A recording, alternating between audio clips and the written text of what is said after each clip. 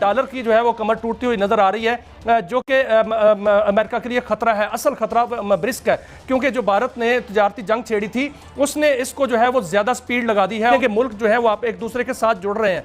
America को यह बताने कि हमारे पास ऑप्शंस मौजूद हैं, तुम अगर हमें ठींगा दिखाओगे तो हम चीन और रूस के कैंप में चले जाएंगे, और फिर तुम खुद देख लो कि 3 बड़े ताकतवर ममालिक जब एक कैंप में होंगे तो तुम्हारा क्या असर होगा। ये जो सारा टैरिफ का इस्तेमाल कर रहा है ना, ये आखिर में आके डोनाल्ड ट्रंप को बैकफुट पे जाना पड़ेगा, क्योंकि एक चीज इसके साथ होगी, अगर ये 100% इंप्लीमेंट करता है अपना टैरिफ पॉलिटिकल एजेंडा टैरिफ के जरिए, तो फिर जो सामान अमेरिका में जा रहा है वो महंगा हो जाएगा। पुतिन यानी कि रशिया के सदर प्रेसिडेंट पुतिन जो है वो दिल्ली जा रहे हैं, और ये उस वक्त हुआ जब अमेरिका ने 50% टैरिफ इंडिया के ऊपर लगा दिए। इसी वजह से जो ट्रंप हैं वो भी खौफजदा हैं, वो भी इसी खौफ से जो है वो रूसी सदर से भी मुलाकात करना चाह रहे हैं, और ये मुलाकात जो हो सकता है कि इस हफ्ते अगले हफ्ते जो है वो तय पा जाए। वो इसी खौफ से जो है वो चाइनीज सदर से भी मुलाकात करना चाह रहे हैं ताकि उनको कायल किया जाए कि ब्रिक्स का इत्तेहाद जो है वो ना बनाया जाए। तो भारत की तरफ से ये कॉन्टेक्ट्स क्यों किए जा रहे हैं कुछ बड़ी ताकतों को, ये क्या होने जा रहा है?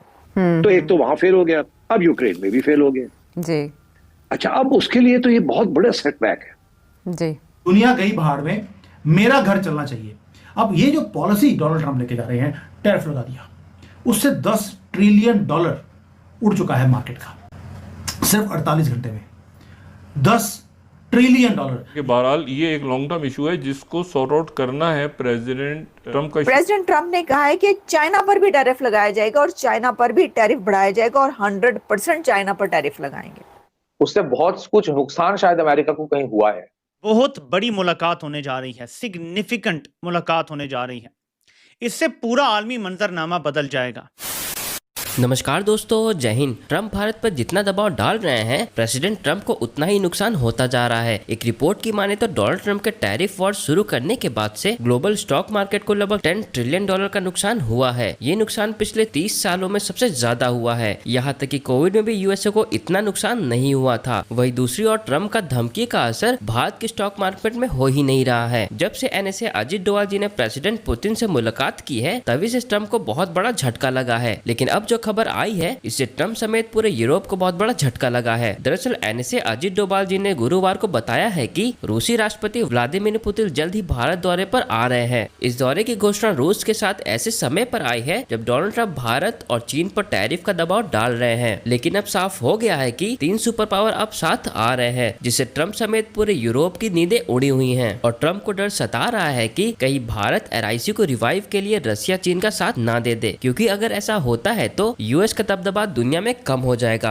इंडिया इतना इंपॉर्टेंट हो गया डोनाल्ड ट्रंप के लिए, क्यों डोनाल्ड ट्रंप सख्त रवैया इख्तियार कर रहा है इंडिया के खिलाफ?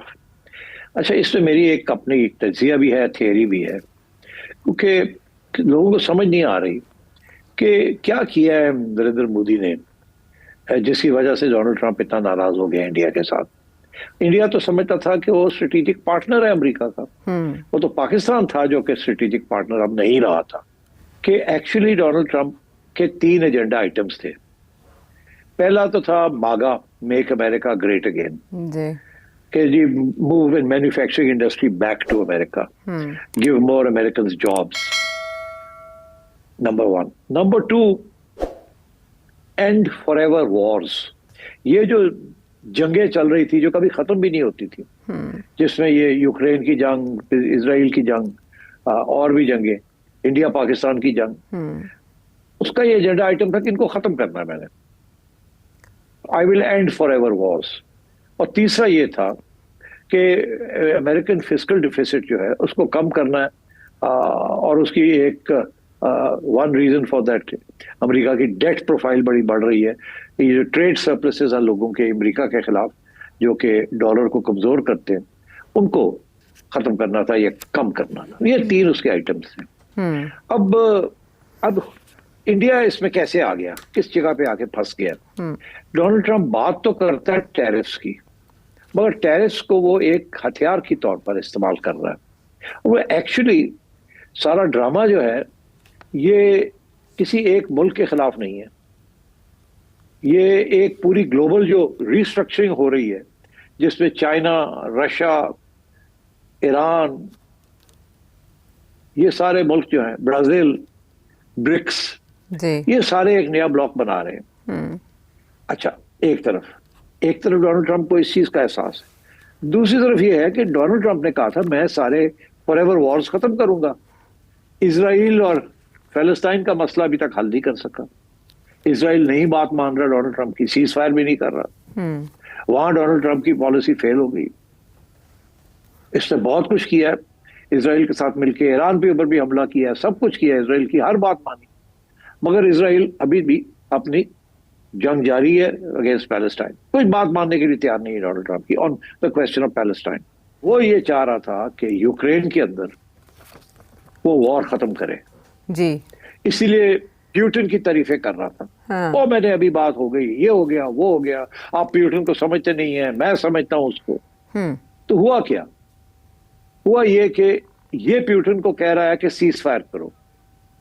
जी। ज़ेलेंस्की मान गया है, वो कहता है अगर रशिया सीज फायर करता है हम भी कर देंगे।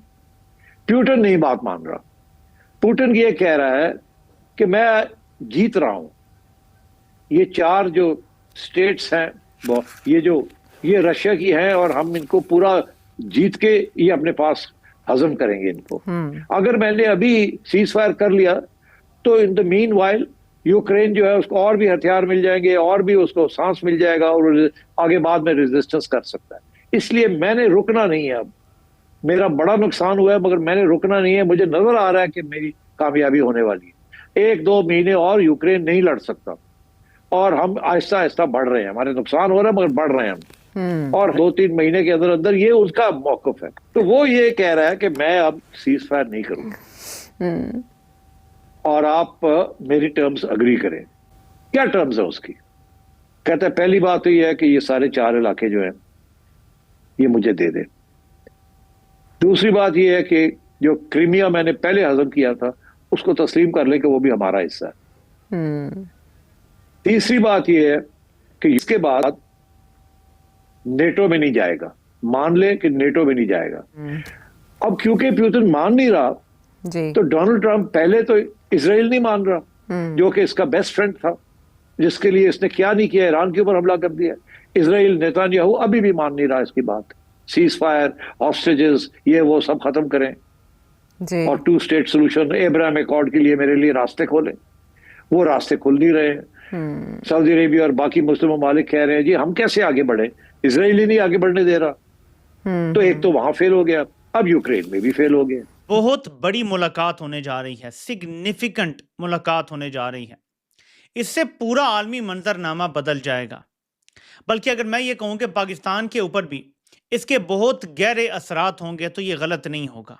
अभी तक ये नजर आ रहा है कि नरेंद्र मोदी भी आगे से डट गया है। अब वो कैसे डट गया है ये समझ नहीं आ रहा। जाहिर है कि उसकी इस्टेब्लिशमेंट या जो उसकी फौजें हैं वो उसके साथ खड़ी हैं। अब ये हमारे लिए अनहोनी है क्योंकि अफवाज अमूमी तौर पे अमेरिका के साथ खड़ी होती हैं, अपनी सियासी क़यादत के साथ खड़ी नहीं होती, और पाकिस्तान में हमारा यही एक्सपीरियंस है। लेकिन ये हमारे लिए एक नई चीज़ है कि नरेंद्र मोदी के पीछे उसकी अफवाज खड़ी हो गई हैं और वो तगड़े फैसले करना शुरू हो गया है। ये जो खबर आई है ये हम पहले पढ़ते हैं, फिर आपको बताता हूँ कि सूरत हाल क्या है। PM Modi to visit China. PM Modi to visit China, his first since Galwan clash for key regional summit SCO. उस जमाने से लेकर मोदी कभी भी चीन के दौरे पर नहीं गया। अभी दोबारा भी इलेक्ट हुआ है और चीन बहुत बड़ा ट्रेड पार्टनर है इंडिया का। सैकड़ों अरब डॉलर की इन दोनों ममालिक के दरमियान तिजारत होती है।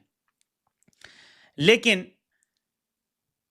PM मोदी बजाते खुद चीन नहीं गया इतने अरसे से। लेकिन अब क्यों जा रहा है इसकी सिग्निफिकेंस को समझें। ट्रंप ने टैरिफ लगाया और उसको अब डबल कर दिया, 25 और 25 का 50 कर दिया। बजाय इसके कि भारत की फौज मोदी की हुकूमत को गिरा देती, और आप गिरा भी सकते हैं इधर उधर से तोड़ ताड़ के, अब इतनी बड़ी अक्सरियत नहीं है मोदी के पास, गिराई जा सकती है हुकूमत। बजाय इसके कि भारत की फौज मोदी की हुकूमत गिराती, उल्टा मोदी की बैक पे खड़े हो गए और मोदी और टफ डिसीजंस ले रहा है। 3 बड़े ताकतवर ममालिक जब एक कैंप में होंगे तो तुम्हारा क्या असर होगा।